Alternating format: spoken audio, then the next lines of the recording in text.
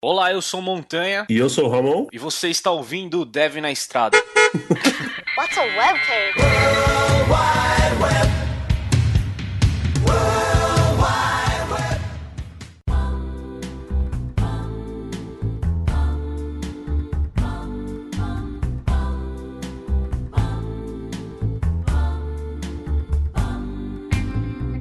Sejam bem-vindos a mais um Dev na Estrada. Eu sou Montanha e tô aqui com o Ramon. Fala aí, galera. E os nossos convidados de hoje, Lucas E aí, galera? e o Akita. E aí, galera, valeu. Bom, no episódio de hoje a gente vai falar sobre Ruby on Rails, se vale a pena iniciar, né? Já que temos essa linguagem há um bom tempo já.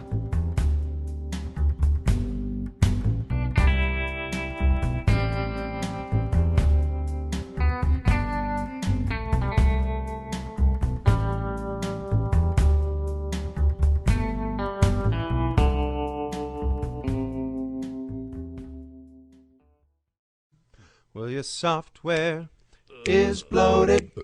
That spaghetti code you wrote has exploded. And your project's about to collapse under its weight. Oh, my friend, there is a much better way. It's called Ruby on Rails. It's gonna save the day with convention over configuration, agility, beautiful code drive. Cause Rails is a full-stack framework for developing database-backed web applications according to the model view control pattern, yeah!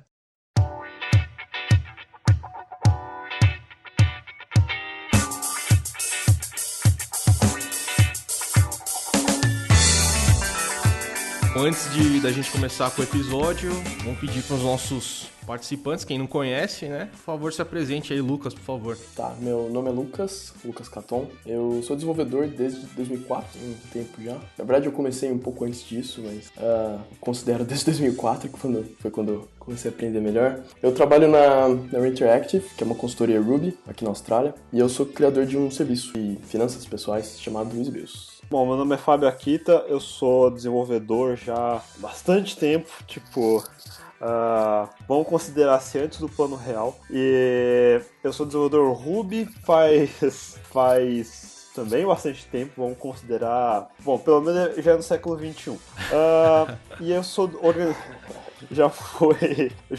por quase 10 anos eu fui organizador da RubyConf Brasil, que é um dos grandes eventos que junta toda a comunidade de Ruby on Rails. E hoje eu fundei uma consultoria chamada CodeMiner, faz uns 5 anos agora. Consultoria que a gente também trabalha quase que exclusivamente com projetos Ruby on Rails do Brasil e do exterior. Inclusive o Lucas Caton trabalhou com a gente lá no começo. E hoje em dia eu continuo blogando a respeito de Ruby, sobre novas tecnologias. Então nas redes sociais hoje os meus assuntos costumam ser temas ligados à tecnologia em geral, não só Ruby. Muito bom. Então vamos lá, pra gente começar, antes de mais nada, né? Vamos explicar qual que é a diferença entre Ruby e Rails, né? Não é uma linguagem só, o Ruby on Rails? É uma linguagem, né? Só. É bem fácil, na verdade. Ruby é a linguagem e Rails é o framework web escrito em Ruby. Não, cara, é uma coisa só, não é uma coisa só. Ruby on Rails. Não faz separado isso aí não, cara. Na prática, a gente brinca sobre isso, mas na prática a gente vai dizer que 90% dos desenvolvedores Ruby entram na comunidade Ruby por causa do Ruby on Rails. Então, na prática, o cara vai usar o Ruby para fazer Rails. Então, realmente acaba indo nessa direção mesmo. Ninguém vai usar Ruby para fazer, sei lá, um aplicativo Skype novo, sei lá. É bem difícil. Na maioria das empresas que eu já passei, eu tenho amigos lá, realmente usar o Ruby com Rails. É bem difícil, eu já vi, mas é bem difícil do cara usar um Ruby puro ali, com alguma coisa, criar uma estrutura de MVC na mão. Não seria usar fora da web, por exemplo. Isso, pode ser também. Tem um outro framework, que eu não vou lembrar o nome agora, que é um mais leve, se eu não me engano, e meio que substitui... Sinatra. Meio que substitui o Rails, e é bem difícil você achar também alguém que tá... Não fala isso, cara. Não fala que substitui o Rails. Não fala isso. A versão mais leve. Tem alguns frameworks, na verdade. Agora tem uma nova onda de frameworks também. Tem o DryRB, tem alguns outros. Na verdade, assim, na verdade tem outros que são usados, né? Pelo menos não são outros pequenos que ninguém usa. Eles realmente são usados, não é que o pessoal não usa.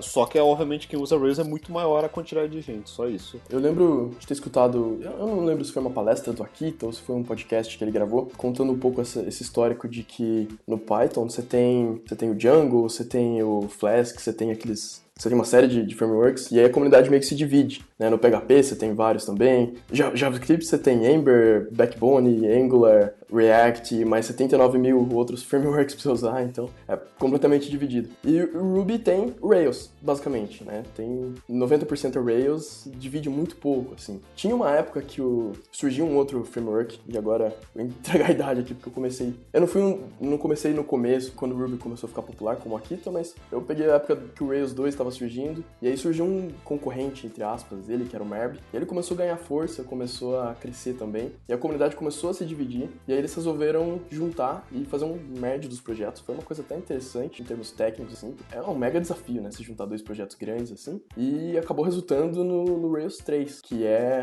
tem muita coisa do Rails 2, mas tem bastante coisa do Merb também, e é a arquitetura que a gente herda até hoje, assim. Muita coisa veio desse merge que surgiu. E assim, a comunidade acabou que se juntou de novo. Então tá todo mundo no mundo Rails. E na visão de vocês isso foi bom? De dois, vamos dizer assim, concorrentes se juntarem e criar um cara só, e isso foi bom para a comunidade? Ou você acha que se tivesse concorrência, ela poderia avançar mais com o tempo? Tem as duas visões, na verdade. Se o Rails fosse mal feito ou ruim, ou tivesse os princípios errados, tivesse sobrado só ele, a comunidade decidisse que o jeito que ela gosta é desenvolver rápido e sujo mesmo, ou enfim, complicado e burocrático, ou qualquer uma dessas outras tendências que existem hoje em vários mundos corporativos, por exemplo. J2EE sempre foi a piada, porque para você conseguir subir uma página web num servidor WebLoy, você precisava configurar 5.000 arquivos XML antes.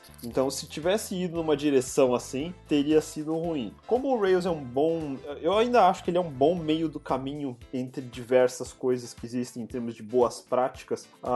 O fato de no começo a comunidade não ter tido uma cisão, e a comunidade não é gigante comparado com o C#, comparado com o próprio PHP, ele é bem menor, muito pequeno. Então, quando você divide comunidades muito pequenas, os esforços vão se dividir. Então, o ecossistema como um todo nunca teria ficado do tamanho que é hoje, por exemplo. Bom, e pra gente dar continuidade, então, alguém pode explicar um pouco da história do Rails? Ou do Ruby, né, no caso, da linguagem? Tem um japonês, eu não sei pronunciar o nome dele, talvez o Akita saiba. Que não sou eu. Não, Akita. Todo mundo acha que é o Akita, né?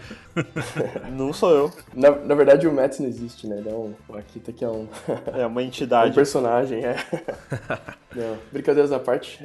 Esse cara chama Mats. Ele criou o Ruby em 95, ou pelo menos acho que em 95 foi quando a linguagem ficou pública. E ele queria que a linguagem fosse mais poderosa que as linguagens tinham na época, como o Perl, que era relativamente popular, e mais orientada a objetos que Python, por exemplo, ou outras linguagens. Então esse era o objetivo dele. Ele queria uma linguagem mais limpa, mais orientada a objetos, e aí acabou criando a linguagem Ruby. O Mats, assim, lá no Japão tem uma coisa que é engraçado, assim, é normal programadores saírem criando linguagem. É uma coisa que eles falam, assim. É tipo, você tá na faculdade, não tem nada pra fazer, você pode escolher, vai pra brecha ou criar uma linguagem, entendeu? Então, lá eles criam linguagem. E realmente, eles criam muitas linguagens de robista. E o Mats, como ele gostava de algumas linguagens, então, que nem o Lucas falou, a ideia de... já tinha... Python tava no começo, o Smalltalk já tava no fim da vida dele, o Lisp sempre em toda a faculdade, se você aprende ciência da computação, você sempre vai ouvir falar sobre Lisp. Então, Lisp sempre é meio que aquela lenda mística da linguagem perfeita que quer usar. Então, existe o Lisp. Se você usa Emacs e você é mais roots, assim por diante, você vai ter programado script de Lisp para Emacs. Então, o cara mais a roots ali embaixo fica nessa pegada de Lisp. Então, ele queria uma linguagem tipo Lisp que as pessoas usassem, mesclasse a ideia das funções, a parte funcional hoje, que tá tão na modinha, linguagens funcionais. Isso já é coisa velha, isso não é novo. Então tem gente que acha que nasceu ontem e o Google que criou o Facebook.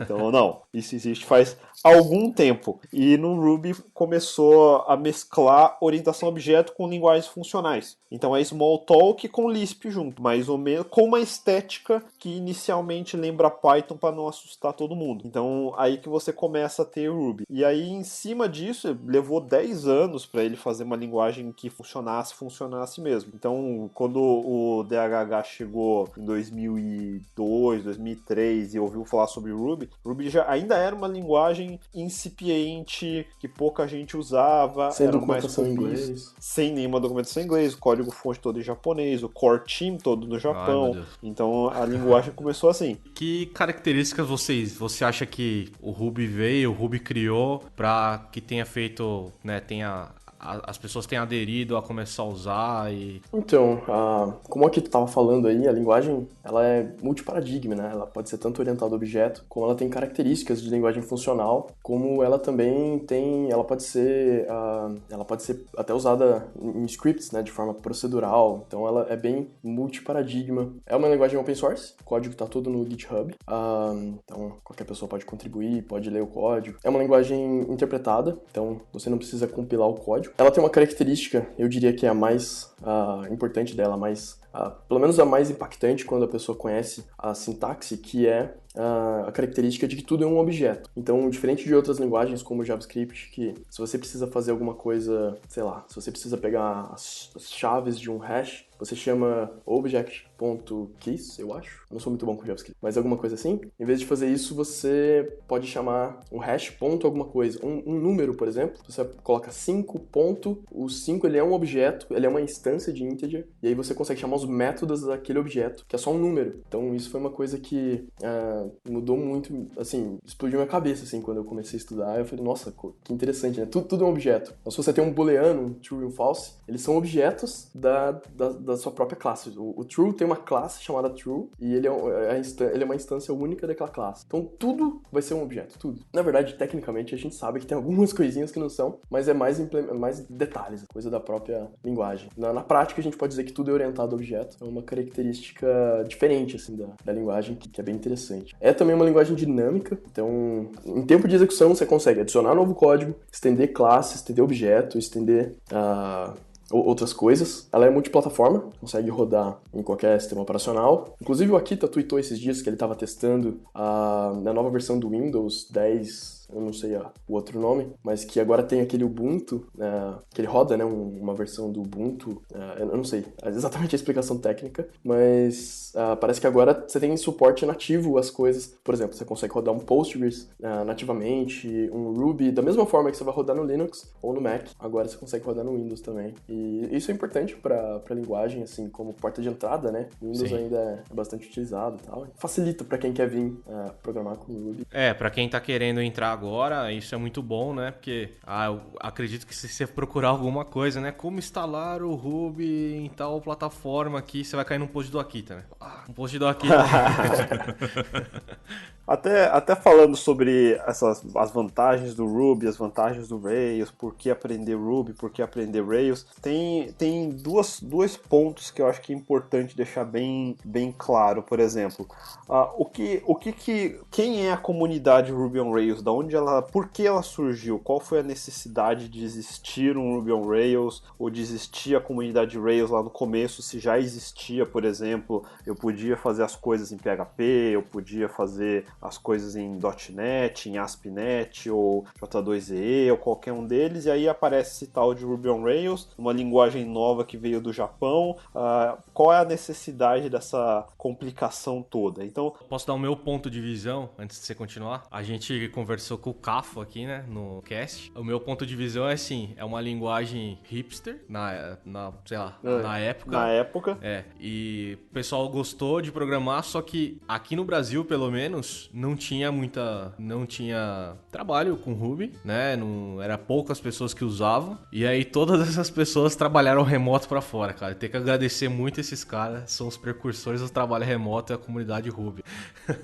Inclusive, você citou dois caras que toda a comunidade tem que agradecer, cara, que é o Akita e o Cafo, e mais alguns outros. Cafo foi quem começou o grupo de discussão de Ruby no Brasil, começou a mediar, começou a trazer gente. Mas agora, o que vocês têm que lembrar, assim, quem era desenvolvedor já em 2000, 2001? Vocês desenvolviam em 2000, 2001? Eu Não, comecei a brincar Não. comprando revista em banco de jornal que vinha com código em Delphi em 2001, 2002, por aí. Mas eu não era programador de verdade.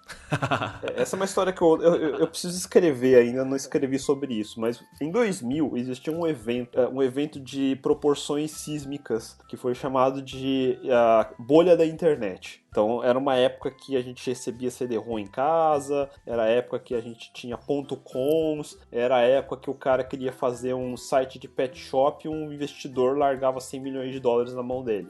Então era o momento mais loucamente retardado da história do capitalismo moderno. Foi absolutamente retardado essa época. Eu trabalhei em o que na época hoje a gente chama de startups, eu trabalhava nas .coms daquela época, por exemplo. Então foi uma subida drástica e uma queda brusca. Foi que nem o exemplo mais recente foi 2008, 2009, quando teve lá a queda lá dos grandes bancos, assim por diante. Mas por que esse ponto é relevante? Ele levou algumas coisas que mudaram o panorama do século XXI para frente. Uma delas é que apesar dos .coms terem todas ido embora, elas deixaram para trás uma infraestrutura que a gente chama hoje de internet. Backbones, roteadores, servidores, uma caralhada de máquina, rede. Ele conectou o mundo nesse período. E nesse período, o pessoal queria desenvolver software. Então nasceram e cresceram muito rápido tecnologias muito novas e não foram provadas de verdade, elas meio que foram empurradas pelas grandes corporações, e aí você vai encontrar dois grandes campos. O jeito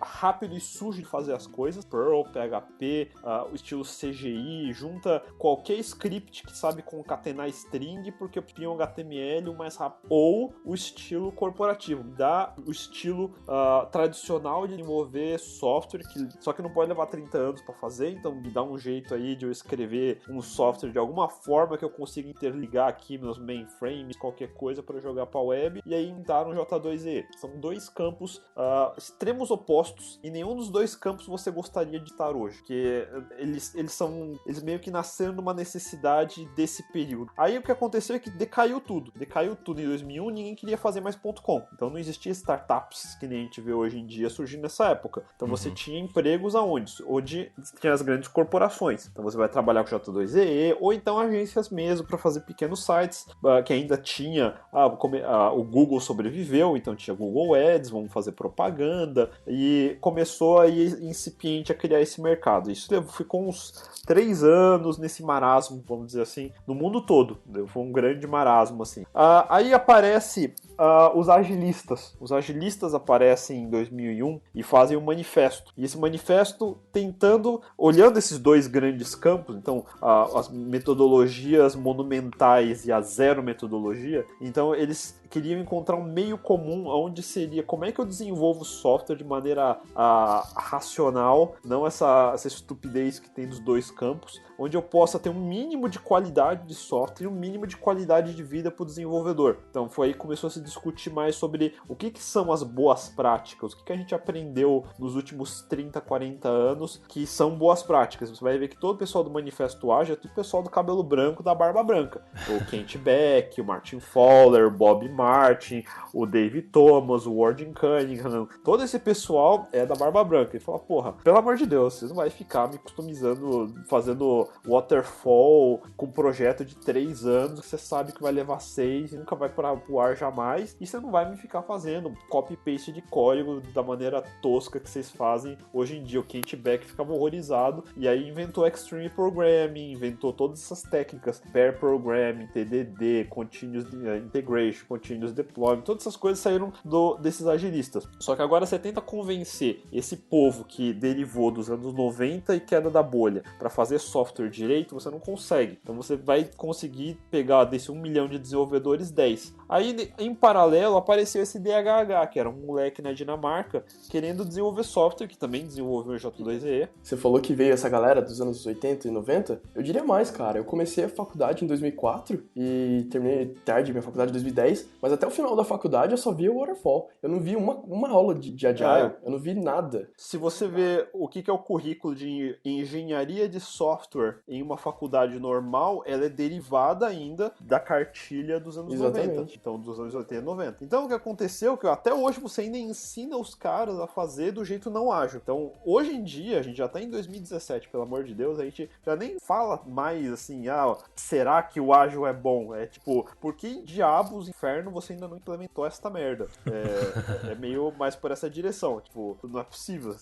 Você viveu em Júpiter nos últimos 50 anos e fala. Agora, o DHH, ele foi o cara inteligente, viu isso acontecendo, ele entendeu isso, e parou pra pensar, cara, como é que eu resolvo aquela ideia do open source? Como é que eu resolvo o meu problema? Meu problema é que eu não quero ficar desenvolvendo site em J2EE, fazendo deploys complicados em WebSphere, WebLogic, pagando 10 milhões de taxa pra IBM ou pra BA e ter uma vida de merda. Então, ele resolveu pesquisar um pouquinho, não foi muito. Os próprios agilistas já usavam o Ruby antes, então Dave Thomas, que é da Pragmatic Programmer, escreve os livros, ele já usava Ruby, já tinha o Warren Cunningham, ele desenvolveu, por exemplo, os conceitos de wiki usando Ruby, por exemplo, então ele já era rubista, não um rubista profissional, mas Kent Beck já usava Ruby, então todo mundo já usava Ruby, os agilistas. Então, para quem é desenvolvedor de software experiente, o Ruby ele é uma linguagem extremamente maleável, que ele não é nem feio, porque o Perl é maleável, mas é feio demais, você tem meio que ser masoquista para fazer algumas mágicas nele. No PHP você não vai nem tentar fazer, porque não é esse o propósito. É que nem você querer desenvolver um framework web usando o SQL, por exemplo. Não é pra isso. Dá pra fazer, mas não é pra isso. Você não vai enfiar um framework web dentro do SQL Server. A Microsoft tentou, mas não funciona. Aí o que acontece, assim, o DRH falou, cara, eu quero fazer um framework, um produto web usando essa linguagem que os agilistas usam Ruby, usando um pouco dessas técnicas que os agilistas falam tanto. E aí ele começou a desenvolver o tal do Basecamp, então que aí é o grande produto da 37 Signals, assim por diante. Do Basecamp ele extrai as partes comuns que ele dá o nome do Ruby on Rails e ele tem a excelente ideia de acrescentar no framework uma obrigação, que logo que você cria o projeto, ele já cria as estruturas para você começar a desenvolver orientado a teste. Isso era novo, existia, era opcional. Você instalava o framework e se você soubesse Extreme Programming, você ia procurar o que existia de teste para acrescentar. No Rails já vem embutido. Então, os agilistas viram no Rails uma nova comunidade nascendo de zero com os princípios ágeis em mente. Então, todo mundo que era do mundo Java, aquele nicho que se converteu para ágil, queria desenvolver coisas de forma ágil, eles começaram a virar um grupo que é um grupo rebelde, vamos dizer assim, que saiu da comunidade Java, principalmente, e criou a comunidade Rails em cima dos princípios ágeis. Então, o que é ser um rubista moderno ou um Rails moderno hoje? Você deveria ser um agilista, não é opcional ser um agilista no mundo Rails. Então, todo o ecossistema começou do zero com bibliotecas que tem testes unitários no mínimo, que tem integração contínua já hoje em dia. A gente basicamente inventou os mecanismos hoje em dia de desenvolvimento de software. Não tinha ainda. Que mecanismos a gente criou? A gente adotou o Git, que o Torvalds estava querendo, colocou no Linux. Só o pessoal do Linux sabia usar Git. Ninguém mais queria usar Git. O pessoal do Python queria usar Bazaar ou Mercurial. Então isso foi uma grande briga na época. A Canonical tinha o Bazaar, existia o Mercurial, porque eram escritos em Python. Existia esse negócio do Not Invented Here. E a ideia é que eles queriam criar os mecanismos para desenvolver rápido de racional. Não ficar defendendo marca de ninguém. Então, quando o Git surgiu, o Rails estava em Subversion ainda. Então, o GitHub nasceu, o Rails entrou dentro do GitHub, então o GitHub era basicamente um repositório de código Ruby. Isso era o GitHub na época. Ele foi feito em Rails por rubistas para um workflow ágil de Rails, e aí o Rails entrou dentro do GitHub, e aí o resto do mundo adotou o nosso processo. Hoje é o JavaScript, Não, tô brincando. Não, de fato. Não, hoje em dia acho que é mesmo. Hoje em dia é o JavaScript. Eu lembro que nessa época de 2008, 2009, só tinha repositório Ruby, GitHub. Era Só tinha Ruby. repositório Ruby, porque era porque a gente criou, basicamente. Aí a gente inventou o conceito, não é que inventou, a gente melhorou o conceito de integração contínua. Já existia o Jenkins no Java há muito tempo. O pessoal usava para algumas coisas, mas porque era tão burocrático você criar a porcaria do .war.ar que era melhor deixar um Jenkins fazendo, porque era tedioso. Mas aí a gente começou a usar para coisa certa, que era integração contínua, que era rodar os testes automaticamente e avisar pra gente, quebrou um teste, a qualidade do teste não tá bom. Então, aí nasceu o Travis, aí nasceu o Circle, aí nasceu o Semaphore, a gente criou um monte de coisa em cima do Jenkins mesmo para ele funcionar direito. Então, basicamente, todos os conceitos de integração contínua, de usar linters, que hoje em dia é tão comum para ver se o código tá no estilo bom, a gente criou o conceito de code style, a gente criou o conceito de linter, a gente criou esses conceitos de código bem feito em integração contínua. E aí nasceu o Heroku. O Heroku, por exemplo, a ideia era continuous deployment. Então era você não ter que ligar pro tiozinho na infraestrutura, vou subir um pacote novo. Fica aí sobe o binário que eu vou te mandar. Então antigamente era assim que você subia um código novo. Agora a gente criou o GitHub, vamos usar Git Push para subir a aplicação. Isso também nasceu com o Rails. Inclusive o Heroku era a mesma coisa que o GitHub. No começo ele só suportava Ruby. Era só Ruby. E hoje ele suporta JavaScript, Java, Go, Python, qualquer coisa. Mas era o mesmo esquema. O que é ser um rubista ou ser um Railer? É esses conceitos de desenvolvimento ágil, desenvolvimento com qualidade, importância com o código. Não é só, faz qualquer código que funciona, dá copy-paste, gera aí um pacotinho e foda-se. Não é assim que a gente desenvolve. A gente, na verdade, lá no começo era bem mais... era uma comunidade bem mais exigente, vamos dizer assim. A gente era bem troll, como todo mundo que fazia código porco, código mal feito, gens mal feitas. Então, existia esse cuidado da primeira geração da comunidade Ruby on Rails de criar um ecossistema que fosse minimamente, não estou falando que é perfeito, mas que tivesse esse norte. Na dúvida, qual é o norte? É qualidade de código, é programador feliz, e assim por diante. E a gente descobriu que foi o Akita mesmo que criou, né? Você viu, né? A gente, para. Mas falando disso, cara, que você tá comentando de ser ágil e de criar padrões, etc. O marketing da comunidade rubista foi agressiva também nisso daí, que eu lembro, uma coisa que era muito, muito legal e muito famoso, na época era assim, faça seu blog em 5 minutos. Aí nasceu em 2 minutos.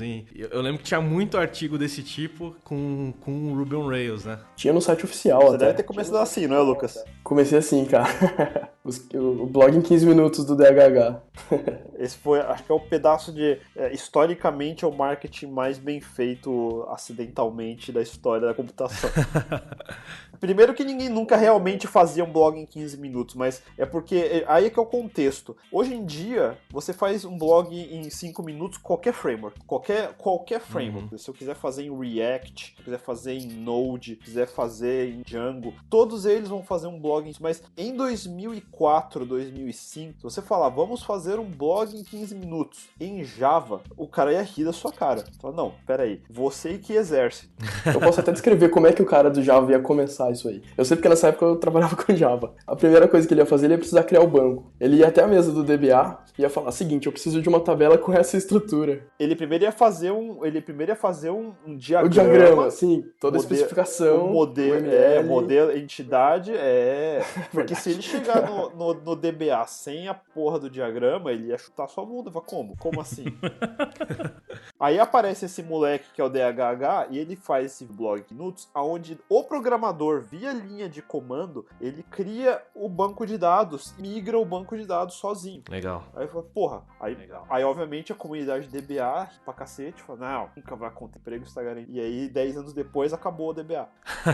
Eu tenho uma pergunta polêmica pra fazer pra vocês. Você acha que com o advento desse monte de startup hoje em dia, e principalmente porque a maioria das startups empresas grandes começam fazendo o seu MVP ou seu produto num Rails, normalmente você vê a gente comentando e associando o Rails diretamente com essa cultura de MVP. Não, que o Rails e o Ruby on Rails ele só serve para MVP. Aí quando a gente provar o conceito, a gente muda para uma nova tecnologia. Como é que vocês veem isso, essa galera que... esse cenário? Porque eu não tô falando nem que é nem que não é, eu tô falando do que as pessoas acabam comentando. Cultura popular. E normalmente fazendo... Cultura popular, né? E normalmente eles acabam fazendo essa associação que eu diria errada. Então como é que vocês veem essa questão? Na verdade, eu vou dizer que é de boa. Eu ia falar, teve um exemplo, o caso do Twitter, que foi mais famoso, porque eles começaram usando Rails, e aí todo mundo começou a ver a baleia azul, e o Twitter não escala, não sei o quê. Então é culpa do Rails, né? E isso é uma falácia, né? Não estava diretamente relacionado, e enfim. E hoje a gente tem aplicações gigantes, como o próprio GitHub, e outras várias que a gente falou, Shopify, o próprio Heroku, acho que ainda roda em Ruby, e tantas outras grandes, o Basecamp e tal, que estão escalando, né? São grandes o suficiente e escalam da mesma forma. Mas esse caso do Twitter, acho que todo mundo usou, o Twitter tava em moda, era, né, a novidade, então acho que ele meio que marcou, assim, deixou uma impressão negativa do Rails, pelo fato deles terem decidido mudar pra escala na época e tal. Então acho que talvez tenha criado esse legado, né, pro Rails, esse legado ruim pro Rails. E aí entra até o momento troll. Quem programa em escala hoje? O próprio Twitter ainda tá em escala, eu acho. Só eles. É errado, que nem você falou, de fato, que Rails é só para MVC, mas eu não acho o conceito popular ruim. E eu vou dizer por quê. Porque se toda startup acreditar que a melhor ferramenta para fazer MVP é Rails, então toda startup que fizer sucesso vai ser em Rails. Eu acho ótimo. E o nicho de Eu tinha startup... pensado por esse aspecto. Eu realmente acho óbvio. Então, se a gente for discutir, eu programador, você programador, a gente tá falando sério aqui, óbvio que Rails não é só para isso. Tem qualquer outro framework pode fazer isso, mas de fato, como existe esse fator da cultura, dos processos, o pessoal discute, principalmente quem é programador novo, fica só discutindo estupidez do tipo, minha linguagem é 10 milissegundos mais rápida do que a sua. Ai, cara, nem fala, minha cara. sintaxe é um pouquinho mais pura, mais elegante. Eu nem sei o que significa elegante, porque eu sou aqui um hipster rasgado, mas foda-se. Eu entendo que a linguagem tem uma visão, porque o criador é foda e eu puxo o saco dele pra caralho, não sei o que. Então tem todas essas discussões idiotas que não servem pra absolutamente nada.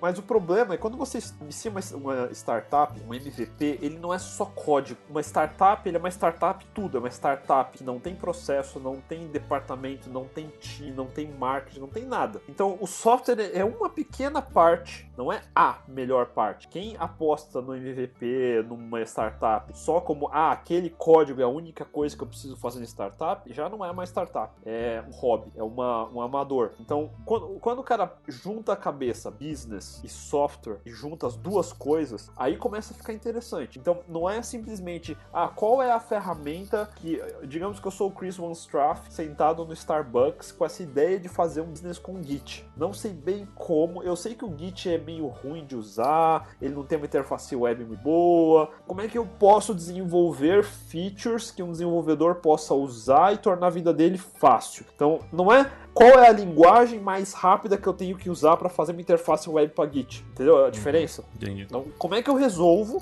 o problema das startups de ter repositório de código distribuído, onde todo mundo pode se logar fácil, fazer clone fácil e mandar contribuição fácil? Esse é o problema que eu tenho que resolver. Isso é o começo do meu MVP que gera um GitHub. Agora, eu sou um programador Ruby. Puta, tem esse troço de Rails.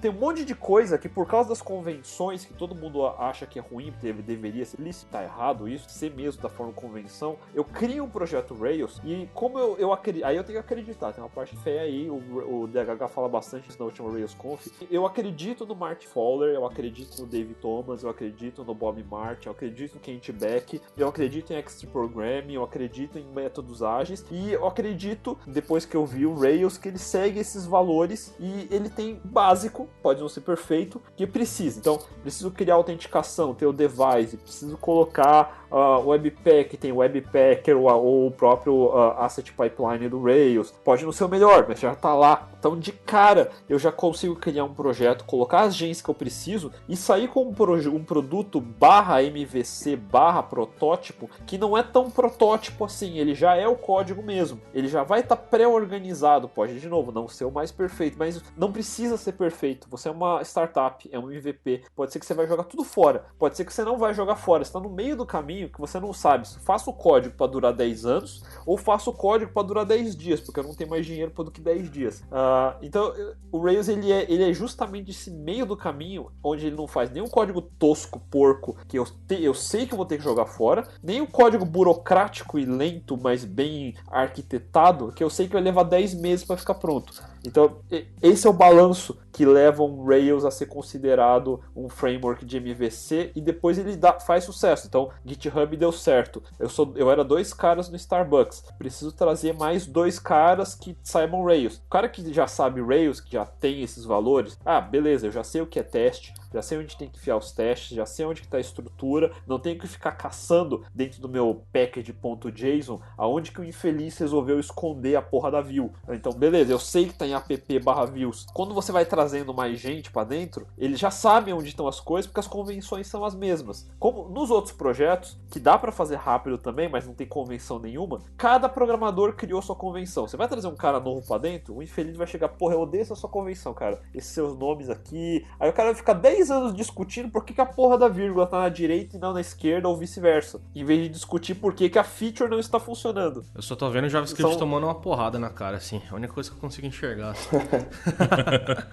Não, mas eu vou falar, isso acontece no PHP também. Hoje os frameworks eles estão mais unidos, vamos dizer assim, mas até um tempo atrás, cara, era briga de galo, cara. Não, minha convenção é melhor, vou lançar aqui a versão 4 porque a minha convenção é legal. Aí outra é lá, não, versão 4? Não, pera aí, tem uma ideia melhor, vamos lançar aqui, ó, versão 3. E, cara, era essa briga, e você pega projetos, cara, que dá vontade, você olha assim, dá vontade de escorrer uma lágrima aqui, ó. E vou dar uma noção. Isso, eu nunca escrevi sobre isso, mas o WordPress, ele é o Rails que deu errado. O que acontece? Ele é o blog, ele é o canônico blog de Nuts, de fato. Se quiser fazer um blog de verdade, Nuts, eu vou instalar o WordPress e eu vou ter um puta blog excelente. Não tenho dúvida sobre isso. Aí o cara tem uma startup, vai fazer um blog como primeiro produto porque ele é de conteúdo. Põe um WordPress. É que nem o Rails, a ideia, o conceito. Agora eu preciso estender esse WordPress. Puta, deu certo. Preciso estender esse WordPress. Eu preciso embutir coisas nele. Eu vou embutir, agora eu preciso vender produtos nele. É um blog. Aí eu vou inventar um plugin de e-commerce em cima do WordPress. O WordPress, eu chamo inclusive que ele estava discutindo esses dias, ele deve ser o primeiro NoSQL que deu certo. Porque o que todo mundo faz? Ele pega a tabela posts e enfia produto lá dentro. É um NoSQL. Agora o cara fala assim, cara, agora tá legal o meu produto, eu preciso colocar um CRM. Aí ele pega a tabela posts e põe contato lá dentro. Aí agora, puta, eu preciso integrar aqui com o meu ERP para ter a contabilidade, contas a pagar. Aí ele põe contas a pagar na tabela posts. E vai colocando tudo na tabela posts, entendeu? Pensa um e-commerce, eu fico imaginando o cara pensando, cara, existe o tal de post comentário. No e-commerce, pedido. Pô, acho que dá pra fazer muita coisa. E o ritmo de... E no final você vai achar muito código. Parece piada, mas é exatamente Sim, assim. Tem aquele ditado, que é um código que nasceu... Quando você só tem um martelo, tudo... Como é que é? Esqueci. Quando você só tem um martelo, tudo é prego. Quando você só sabe usar um martelo, todos os problemas parecem prego. Exato. É exatamente isso. Então, por isso que eu falei que o Rails é um bom balanço. Se ele tivesse ido um pouquinho mais pra um lado, um pouquinho mais pra outro, a gente já tá fazendo alguma coisa bizarra nisso que eu digo que o tempo provou que existem coisas melhores, existem, mas você dificilmente começa fazendo tudo certo. Mas você pode começar fazendo muito errado. E a partir dali, se você não souber o que fazer, e, por exemplo, o WordPress é um blog, entenda, é um blog. Deu certo. Joga ele de lado. Agora, pega um Django, pega um Rails, pega um Node, qualquer coisa. Agora vai fazer seu e-commerce, ou vai fazer o seu... Ou instala o Magento. Beleza, instalou o Magento. Já, pelo menos e-commerce foi resolvido no problema no mundo do PHP. O cara de WordPress não sabe usar Magento, o cara de Magento não sabe usar WordPress. Mas beleza, pelo menos a gente separa. Agora eu preciso fazer meu CRM, fudeu. Ou ele vai enfiar o CRM na tabela de produto do Magento, ou ele vai enfiar o CRM na tabela de post do WordPress. O Ramon tá ficando ofendido, cara. E essa aqui... Ramon. Não, mas eu tô falando Está no em geral. minoria aqui. No geral. Não, mas eu não fico ofendido porque, cara, infelizmente, o que ele tá falando não é mentira. Mas assim, tem muita gente que faz isso, cara. Assim, felizmente eu não sou um cara, eu não sou um desses caras. E muita gente com quem eu Será? trabalho, a gente já não tem mais essa filosofia, esse tipo de pensamento. Mas infelizmente é o que você vê por aí, E sabe? aquele Freela lá? Não, tô brincando.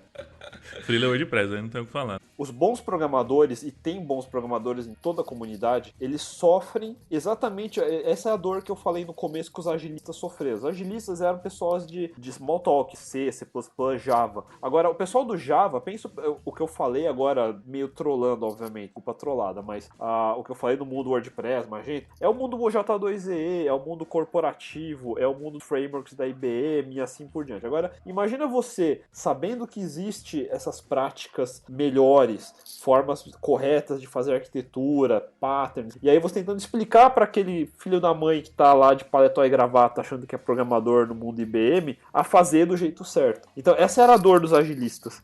E essa trollada que eu dei agora é a dor que vocês têm hoje. Vocês são bons programadores em WordPress, em Magento e não sei o que, mas o mercado vê como um todo esse monte de gente fazendo esse estilo de programação quick and dirty. Por isso que é tão importante, eu achei tão importante o valor do início, do começo da comunidade Rails, de ter ido tão forte em processos e metodologias e boas práticas de software que não são exclusivas do mundo Rails e setar um exemplo de, sim, a gente pode fazer grandes startups, grandes produtos, sem ser nem o quick and dirty, nem o ultra burocrático. Existe o caminho do meio, que chama, vamos dizer, entre aspas, o jeito agile de desenvolver, que envolve não só processo, mas práticas de software, que o Rails é a semente para isso, a comunidade Rails é o ecossistema, e você pode replicar isso em outros lugares. Tanto você pode, que no mundo PHP, quem entendeu isso e não mudar para o mundo Rails, por exemplo, criou um Laravel, criou o CodeIgniter, criou Cake PHP, criou todos esses outros nichos e subculturas dentro do mundo PHP que valorizam esses princípios. Legal. A gente falou bastante do passado, né? De como começou e os valores. Eu queria saber agora, né? Ainda vale a pena? Alguém que tá começando agora, alguém que tá escutando a gente, gostou, assim, vale a pena aprender e continuar fazendo Ruby ou Ruby on Rails? Tem uma resposta para isso. Inclusive, tá meio que relacionado a tudo isso que a Akita tava falando, sobre saber entender o problema. E assim, apesar da gente parecer meio fanboy de Ruby, meio xiita... Evangelista. Não, que isso, cara. Pressão sua. Não, mas, por exemplo, no Rails 3.1, eu acho, o Rails começou a incluir o CoffeeScript. E era a grande revolução, porque ele tinha uma sintaxe mais bonita e tal. E nem todo mundo gostava, mas eu diria que uma boa parcela dos programadores Rails gostavam porque a sintaxe era muito parecida. Era inspirada, inclusive, pelo Ruby. Então, muita gente gostava. Inclusive, o CoffeeScript acabou influenciando bom, eu posso estar falando besteira, mas eu vi muita coisa que surgiu no... exatamente.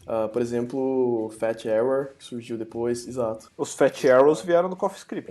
Eu olhei aquilo e falei, não, com certeza isso aqui veio do CoffeeScript. Porque isso aqui já estava há muitos anos no CoffeeScript. E o Rails colocou o CoffeeScript por padrão. Então, quando você cria um projeto, você já tinha aquilo lá e tal. Pra provar que eles não foram tão fanboys assim, eles acabaram desistindo. Bom, o CoffeeScript ainda é incluído por padrão, mas na última versão que saiu do Rails, que é a 5.1, saiu acho que tem 1 ou 2 semanas, ele tá mais amigável assim pros frameworks JavaScript. Ele se integra nativamente com React, Angular e Vue. Então, usando o Webpack e Yarn, que é o novo gerenciador de pacotes do Facebook. Então, assim, são frameworks novos, relativamente novos, mais modernos e tal. E o Rails, em vez de, sabe, tipo, não, tem que ser do nosso jeito, tem que ser com o nosso CoffeeScript. Não que eles sejam CoffeeScript, mas eles já tinham, né? Então, em vez de forçar a barra e falar tem que ser do nosso jeito, não, vamos andar junto com a comunidade JavaScript, né? Então, eu acho que isso ajuda muito o Rails a continuar avançando na direção certa. Não ficar, sabe,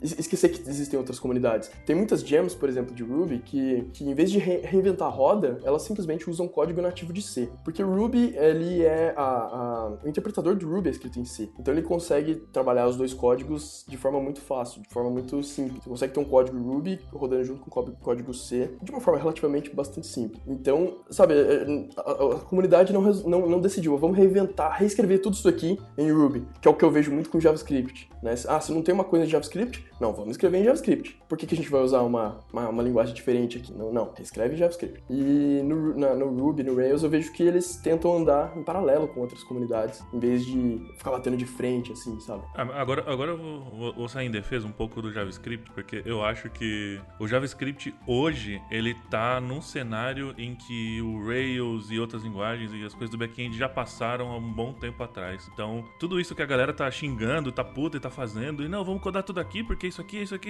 é um processo de amadurecimento. Então, sabe, eu acho que ele vai ter que passar por isso, vai ter que ser feita muita merda, vamos dizer assim, pra a gente chegar num nível e falar assim, pô, beleza, olha isso aqui tudo que a gente fez. Vamos pegar agora e juntar, isso aqui, e vamos fazer uma coisa agora bacana, porque a gente já passou por muita coisa aconteceu, muito framework já rolou, e agora a gente tem condição de olhar pra frente e ter um leque de opções melhor e saber mais ou menos pra onde levar a coisa. Eu acho que é um processo que acho que, ouvindo vocês falar, eu não conhecia toda essa história do Rails, mas me parece que o Rails ele já veio com essa característica, então devido aos caras eles já entraram com esse tipo de pensamento e logo em seguida as outras linguagens foram adotando isso também. Então o PHP, por exemplo, ele também vem passando por esse processo. O processo dele não é tão maduro quanto é o do Rails hoje, mas ele também tá ali já hoje se provando cada vez mais e passando por esse processo de amadurecimento. E eu acho que o JavaScript, ele não sei se ele tá no meio, se ele tá começando, eu não sei muito bem onde ele tá nesse processo. Tá engatinhando. Mas eu acredito, engateando talvez, mas eu acho que nos próximos anos aí, cara, a gente vai ver, assim, muita coisa eficiente no mundo JavaScript aí. Principalmente parar com essa putaria de cada hora um framework novo, cara, não aguento mais isso. Eu vejo muito isso como ciclos, assim, porque eu programei muito pouco tempo em Java, nem lembro mais quase nada praticamente, mas eu lembro que já era já tinha um ecossistema estável, já tinha muita coisa que o pessoal já tinha resolvido e falado, olha, esse problema aqui, ele já tá resolvido, vamos partir pro próximo. E quando a comunidade Ruby começou, tinha vários problemas que eles tentaram resolver de novo e chegou uma hora que, poxa, mas peraí, o Java já resolveu essa parada. Vamos parar, dar um passo pra trás e ver como é que eles resolveram, talvez a gente possa aprender um pouco com eles. E hoje o ecossistema Ruby, de forma geral, é muito maduro, mas teve esse momento, assim, de engatinhar e tal. E acho que vão sempre ter ciclos, né? Surgem linguagens novas, como tem o Elixir hoje, por exemplo. Tem muita coisa que ele consegue trazer de aprendizados, né, que já aconteceram com outras linguagens e tal, mas tem muita coisa que ele ainda vai precisar evoluir. Então, são sempre ciclos. Surgem linguagens novas, tem aquele termo... Hype Cycle, e aí todo mundo tem os early adopters que ficam empolgados, olha, tem uma linguagem nova, tem um framework novo, tem alguma coisa, e aí todo mundo migra para uma comunidade nova, para uma plataforma nova, e aí tem que sempre evoluir de novo. Rails ainda é, e vai continuar sendo, uma excelente porta de entrada, e aí usando um pouco do senso do que o pessoal fala, e assim por diante, ele é bom para MVP, essas coisas, de fato ainda ele continua sendo uma excelente ferramenta e ecossistema. Então o cara quer começar uma startup, quer atrair o povo que tem essa cultura, que tem essa metodologia e as ferramentas já estão maduras e pré-prontas, o Rails já está lá pré-pronto. Então ele nasceu na época para ser, você quer fazer um aplicativo tipo Gmail, porque o grande top era a Jaca por diante, então o pessoal usava Rails.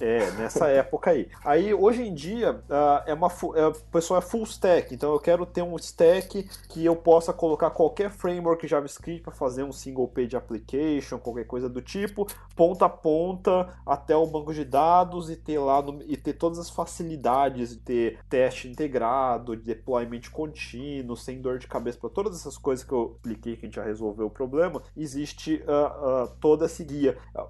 Que nem eu falei, todas as comunidades você pode fazer também, mas você vai ter que descobrir qual é a melhor combinação de peças que você vai ter que juntar e qual a melhor combinação de processos para você fazer o seu primeiro primeiro projeto. Então, o Rails, ele concorde ou não concorde, mas enquanto você ainda não tem a capacidade de discutir ou discordar, existe este guia. Siga o jeito, que é justamente a ideia do on Rails. Você pode ser on Rails em qualquer coisa. Então, existem hoje comunidades Laravel, por exemplo, que são on Rails. Então, ele já tem o full stack completo. Se você seguir o guideline ali para quem está começando, você vai conseguir fazer um produtinho top, ponta a ponta em Laravel, por exemplo, deployar em qualquer lugar e já tem uma receitinha bem feita para isso. No mundo Rails, como a gente criou alguns conceitos que hoje a gente meio que aceita, que é o jeito normal de desenvolver. Por exemplo, antigamente, se eu quisesse instalar uma dependência no mundo Rails, ou Rails tinha um gestor de dependência que eu instalava dentro do projeto as tais gens, fala de dependência. Então, não existia bundler. A gente criou esse conceito de bundler. Depois disso, toda linguagem criou esse mesmo conceito. Então, você vai ter o cargo no Rust, o PHP Composer, o Nugget no C Sharp, CocoaPods, NPM, Yarn e assim por diante. Exato, CocoaPods, que é em Ruby, por exemplo. Então, todo o workflow de gestão de dependência nasceu meio que no mundo Rails. Não é que não existia antes, existia. Existia Cpan no Perl, existia Maven com o Java, mas compara a usabilidade dos dois. Primeiro que Maven é aquela até a outra, já que é muita piada com JavaScript PHP, então Maven é aquele cara que a gente tinha a frase que Maven é o cara que faz o download da internet 2 vezes. Era esse nível. Então, o que acontece? O mundo já... E tem uma outra crítica que o pessoal faz do mundo Rails, isso é uma estupidez total, que falar o Rails sempre foi muito bom em marketing. Os caras são hipster bom em marketing. Não, é errado. Se a gente fosse bom em marketing, a gente teria o tamanho do mercado JavaScript ou Java. O pessoal de JavaScript é excepcional em marketing. Não os desenvolvedores de JavaScript. O Facebook, o Google, a Microsoft. O JavaScript hoje é a ferramenta mais fácil de eu usar como arma de marketing se eu sou uma grande corporação. Basta eu ser JavaScript friendly e eu ganho um nicho da comunidade automaticamente. Como toda máquina tem um browser pré-instalado, também JavaScript pode ser considerado também o vírus mais bem sucedido da história, porque todas as máquinas têm. Como todas as máquinas têm, e foda-se as versões, então eu estou usando Internet Explorer 6 na máquina da minha avó. A gente inventou o conceito de transpiling. O CoffeeScript que o Lucas mencionou, ele foi importante porque ele trouxe à tona o conceito de transpiling. Não existia esse conceito antes. Eu quero desenvolver, mas eu não quero escrever em JavaScript. Como é que eu faço? Vou inventar o Coffee, mas o Coffee não roda em todos os browsers. Tem que instalar em todos os browsers? Não. Eu posso aprender um troço velho da ciência da computação, chamado teoria de compiladores, inventar uma linguagem que compila em vez de binário nativo para máquina em outra linguagem. Nasceu o Transpiler. Agora eu escrevo CoffeeScript, eu posso ter classes, que era uma coisa que não existia em JavaScript, agora tem no ES6, e eu posso gerar o código ES5, que é um boilerplate violentamente nojento, que eu jamais escreveria na mão, mas a máquina gera para mim.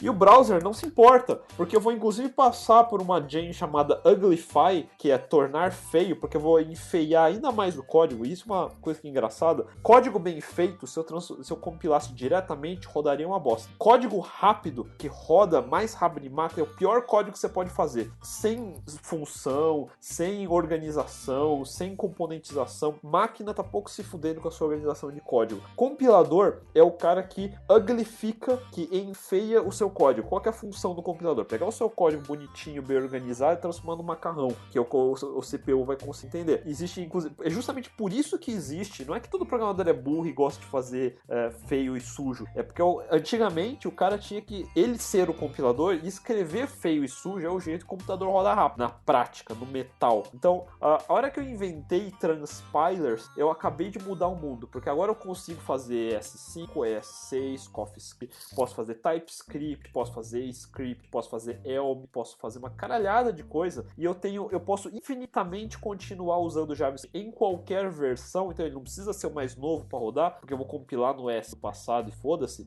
Eu não preciso mais de jQuery para ficar também checando porque eu posso botar no compilador todas as checagens. Então, mudou completamente o landscape. E agora, o mundo das grandes corporações funciona assim. Todo mundo começou a ver esse tal de JavaScript. Eu sou o Facebook. O pessoal tá indo pro Google naturalmente porque o stack tá lá. Precisamos fazer alguma coisa desse lado para atrair atenção. React. Então vamos começar a criar outra coisa para atrair pro povo do Visual Studio. TypeScript. Então eu posso usar o JavaScript de diversas formas, como existe esse conceito, para criar os meus nichos de tecnologia e garantir que eu tenho desenvolvedor para os próximos anos dentro das minhas verticais. Vertical Microsoft, vertical Facebook e assim por diante. E a tecnologia que está por trás de tudo isso, é mais irônico, nasceu na Apple, que é o LLVM, que é o compilador de todo para acabar com todos os compiladores. Basicamente não precisa mais de compilador hoje em dia, porque a LLVM compila de qualquer coisa para qualquer coisa. Daí nasce o tal do Enscripten, onde você pode pegar o código-fonte do Quake em C++, compilar no Enscripten e ele vai te cuspir ASM.js que roda no browser. Então é assim que funciona. É assim que você consegue migrar de Objective-C para Swift. Foi esse o objetivo. Como é que eu faço uma nova linguagem que gera o mesmo binário que a linguagem anterior e, portanto, são compatíveis? LLVM. Então, nasceu no mundo open source e caiu dentro da Apple e agora todo mundo usa o conceito e a tecnologia para tudo. Então, acho que o futuro, os esforços de WebAssembly significam que o novo bytecode, em vez de ser o bytecode Java dentro de um applet, é o bytecode JavaScript, que é um subconjunto da linguagem JavaScript, que roda numa engine que consegue otimizar melhor esse subconjunto, mas esse subconjunto não é feito para ser escrito por seres humanos. Ele é desenhado para que um compilador possa cuspir um código que, por acaso, tem curly braces, por isso parece JavaScript, mas aonde eu vou escrever, por exemplo, em Elm, ou em TypeScript, ou em qualquer um desses caras que eu quiser, vou passar por um compilador derivado de LLVM e ele vai me gerar bytecode em JavaScript, que é o que roda em todos os browsers, e eu acabei de recriar todo o conceito de applet sem precisar instalar plugins. Então, JavaScript, na prática, é o novo Flash. Então, esse que é a grande sacada. Como o melhor, todos os desenvolvedores de browser pré-embootem, eles já vêm instalado, eu não preciso instalar de novo. Então, é por aí que ele vai. Então, o mundo JavaScript hoje, ele está relegado, assim, a linguagem JavaScript a se tornar uma linguagem de baixo nível. É que nem você querer programar em Assembler hoje em dia. Em vez de você programar em Assembler, eu vou instalar Elm, vou programar em Elm e vou cuspir o JavaScript que eu preciso para rodar. Esse é o mundo front. No mundo back, existe o conceito de você querer fazer tudo em JavaScript no mundo back. Mas como também não existe a necessidade, porque no final não é JavaScript que vai estar, no final pode ser qualquer coisa, eu posso usar o servidor em qualquer coisa. Então, servidores hoje em dia, por isso que tem tantas novas linguagens de frameworks ganhando espaço. No Elixir, por exemplo, eu não preciso ter todo o ecossistema Rails, porque se eu só precisar dele para fazer APIs rápidas, ligar um React na frente, ele já serve. Ou um Go, ou um Rust, ou um Crystal, ou qualquer uma dessas novas. Então, o mundo server vai se tornar cada vez mais poliglota, multilinguagem. Portanto, um desenvolvedor que queira manter uma carreira crescente, evoluindo, deveria aprender várias novas linguagens. Isso é um fato. Você vai ter que sofrer por isso, não tem jeito. Portanto, comece para aprender o full stack, por exemplo, no Rails. Por que Rails? Porque ele já tem, ele tem esse guia pré-pronto. Meio que você vai conseguir todo o material de aprendizado, e-learn, etc. Ele te guia para você se tornar altamente produtivo. Então, é um fato hoje, porque eu contrato muito estagiário, muito júnior, e em poucas semanas ele se torna produtivo em projetos de Rails, por exemplo. Eu consigo colocar ele num projeto e ele evolui rápido, ganhando experiência. E em paralelo, a gente tem que ficar olhando para essa direção de especializações. Eu preciso fazer uma API ultra rápida, talvez seja em Go, talvez seja em Elixir, e vai ligar lado a lado com a minha aplicação Rails, que tudo no front vai ser um React. Então tem esse panorama bem big picture que eu enxergo enquanto o que um desenvolvedor de software hoje está olhando e entendendo em termos de contexto de desenvolvimento. O blog da empresa onde eu trabalho publicou um post chamado, exatamente com esse título, né? Porque Rails ainda é a melhor opção. É um post em inglês, depois se você quiser colocar na descrição. É um post longo, bem longo. Eles estão inclusive transformando num livro. Ficou tão longo que eles falaram, vamos transformar num livro. Mas ele traz 8 motivos pelo qual Rails ainda é a melhor opção para começar. Então, eu tô com uma lista aqui, eu não vou explicar cada um deles, mesmo, porque tá bem auto-explicado, mas rapidinho aqui. Número 1, desenvolver projetos de forma rápida. Então, o Rails ainda é bom porque ele ainda consegue te trazer uma coisa com valor de uma forma muito rápida. 2, é fácil de manter, então, lógico que isso é meio objetivo, não dá pra generalizar, mas por esses motivos que a gente falou anteriormente, por exemplo, ter uma estrutura de dados, uma estrutura de diretórios padrão, você pega um projeto que tenha, sei lá, 6, 7 anos, não tem importância, ele vai estar com a mesma estrutura de diretórios, então você sabe onde é que está o arquivo de rota, você sabe onde é que está o arquivo com as migrações do banco e etc. Então é relativamente mais fácil de manter. 3, desenvolvimento do Rails em si continua a todo vapor, que nem eu estava comentando agora há pouco da versão nova, da 5.1. 4, facilidade para escrever testes automatizados, né? O Akita explicou um histórico todo aí de como que isso surgiu, e realmente é muito fácil você escrever teste automatizado. Tem toda essa cultura da comunidade de fazer isso, e também tem ótimas ferramentas, então não tem por que não fazer. 5, a facilidade para melhorar a performance. Você tem várias ferramentas para descobrir onde está o gargalo da sua aplicação, e também você consegue modularizar de forma que você consiga auto-escalar na nuvem e tudo mais. Estava no número 6, ele é opinado, ou seja, ele já vem com muitas decisões tomadas. Você não precisa aonde que eu vou colocar meu arquivo, tipo, sei lá, a minha senha para acessar o banco de dados. Não, já está a decisão tomada, ele tem esse conceito de convention over configuration, que é, uma tradução livre seria convenção ao invés de configuração. 7, ele é divertido, né? Isso está diretamente relacionado com a linguagem. A linguagem é muito simples, muito expressiva, então ajuda você a ser um desenvolvedor mais feliz. E o 8, último, é meio que a soma de todos os fatores acima que resulta numa economia, em termos de dinheiro mesmo, em termos financeiros, né? Você tendo uma equipe enxuta, você conseguindo finalizar um projeto mais rápido, você economiza dinheiro. Então eu achei bem legal. Eu resumi assim só os subtítulos desse post. É um post gigante. Quem tiver interesse em ler com mais calma, eles explicam assim bem passo a passo. Mas eu achei bem bacana. Bom, pra quem tá ouvindo a gente, gostou e tá começando e quer aprender isso, acho que o Lucas tem um recado bom, né, Lucas? Como ontem eu tava falando aí, eu desenvolvi um curso através do qual eu ensino a programar de um jeito relativamente rápido. O curso tem 7 horas de duração, acho que é um pouquinho mais do que 7 horas, e o curso é focado em Ruby e Ruby on Rails. O curso, na verdade, começa desde o começo, ensinando coisas básicas, tipo instalar ferramentas, né, que precisa para desenvolver, como que usa um terminal, HTML, JavaScript, CSS, mas se você já se sente confortável com essas coisas, você pode pular esse começo e ir direto para as aulas de Rails. O curso está na plataforma da Udemy, então tem uma série de vantagens. Por exemplo, você consegue baixar as aulas para ver depois, offline, por exemplo. O curso fica disponível para sempre, né? Se eu, sei lá, decidir não ter mais o curso, não tem problema, meu curso vai continuar lá, então continua disponível para o aluno. Você também pode pedir o reembolso, então é tudo negociado com a própria Udemy, eu nem fico sabendo, só fico sabendo depois que é cancelado. Então se você comprou o curso e não gostou, você pode pedir o reembolso em até 30 dias, é uma garantia que você tem da Udemy, é mais uma vantagem de usar a plataforma deles. E, bom, detalhando um pouquinho o curso, falo sobre bastante dessas coisas que a gente conversou hoje aqui, né? Montar as páginas dinâmicas com áreas restritas, fazer o upload de arquivo. Inclusive, durante o curso é desenvolvido dois aplicativos, 2 projetos, sendo um deles um clone simplificado do Instagram.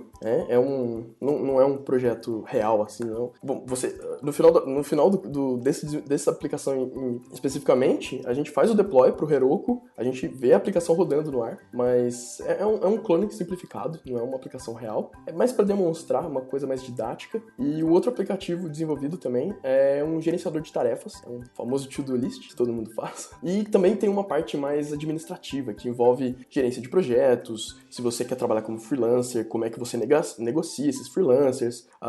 Muitas dessas coisas eu criei essa parte do curso. Muitas dessas coisas foram de experiências próprias. Eu já trabalhei muito tempo como freelancer, então eu sei como negociar, quando que vai dar errado. Acho que vocês dois também, o Montanha e o Ramon, já trabalharam bastante como freelancers, né? Vocês sabem que você já olha lá na frente e fala, isso aqui não tá me cheirando bem. Então eu explico bastante dessas coisas, assim, essa parte mais gerencial, mais administrativa. Eu falo um pouco sobre salários, como é que você negocia, qual que é o salário mais justo pro seu nível, como é que você faz pro Akita te contratar e pagar bem lá. Olha aí. Olha aí. essa dica é importante.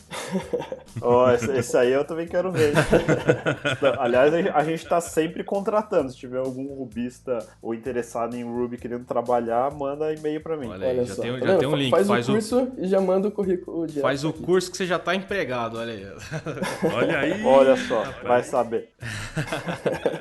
O preço do curso oficial é R$200, mas eu quis trazer um descontão bacana aqui pro pessoal que escuta o Dev na Estrada. Então, se você acessar o curso pela URL que é o meu site, é lucascaton.com.br/DNE ou /Dev na Estrada, ambos caem na mesma página, o curso acaba custando R$29. Que então, isso. descontão Eita. bacana. Tá de O graça. Montanha colocou o link aqui nas notas, pra facilitar, nas notas desse episódio. Vai tá em tudo, cara, nas notas, aqui, ó, pipocando aqui na tela. O curso, assim, eu tô recebendo um feedback muito bacana. O curso já tá já teve mais de 650 alunos. Então eu tô feliz, assim, com a quantidade de pessoas fazendo e gostando e me passando um feedback bacana. Tem uma avaliação da Udemy, tem uma média de uma nota 4.5, de um total de 5, tá? Bem avaliado. Então é isso. O endereço, pra quem quiser saber mais informações do curso, é lucascaton, lucascaton.com.br/Dev na Estrada. Só Muito bom. R$29 o curso todo. Dá uma olhada lá na página do curso. Tem inclusive umas aulas de graça pra quem quiser assistir antes de comprar. Tenho certeza. Cara, muito Sensacional. bom, sensacional, um preço muito bom. Eu acho que eu, como sempre falo aqui nos episódios, eu sou um cara que gosta muito desse formato, né? Eu não sou muito dos livros, não sou um cara muito dos livros, assim. Eu prefiro assistir videoaulas e eu gostei muito, achei muito interessante porque você pega desde o começo, passa pela stack ali do Ruby on Rails e ainda fala sobre mais coisas e depois ainda ganha uma entrevista lá na CodeMiner, cara. Muito bom, cara. O que eu achei massa foi justamente isso, cara. Esse picture que você dá de know-how de mercado. Isso é importante, que normalmente o cara que tá entrando, o cara que busca aprender a fazer, o cara fica meio perdido. O cara, puta, mas beleza, eu sei isso, mas será que é isso mesmo que o mercado pede? Como que será que é? Como que será que é trabalhar lá, sabe? Esse know-how é importante, cara, principalmente pra quem tá com expectativa de entrar na área ou ser contratado pela Kita aí nos próximos meses. Isso aí também. Ô, louco. Uma das aulas que eu tô falando sobre isso, eu recomendo o episódio do Dev na Estrada, que vocês falam, acho que o nome do episódio é Vida de Júnior, ou alguma coisa do tipo. Vida Eu de recomendo esse episódio lá porque é exatamente o tipo de aluno o tipo de coisa que o aluno tá procurando. Então eu recomendo o podcast lá também. Muito bom, gente. Bom, muito obrigado por participar desse episódio. Eu gostei bastante. Não tenho dúvidas que ainda vale a pena iniciar com Ruby on Rails. E é isso aí. Muito obrigado por todo ter participado aí. Valeu, galera. Muito obrigado mesmo. Imagina, foi um prazer participar aí. Tô só mandando um e-mail aqui tá arroba o quê? Como é que é? Eu tô contratando mesmo. Quem que tiver interessado em mandar currículo, quiser começar a aprender como júnior, assim por diante, pode mandar pra contato@codeminer42.com. Muito bom. Beleza, Boa. gente. Valeu. Até mais. Valeu, Valeu, galera. galera. Pessoal, até mais.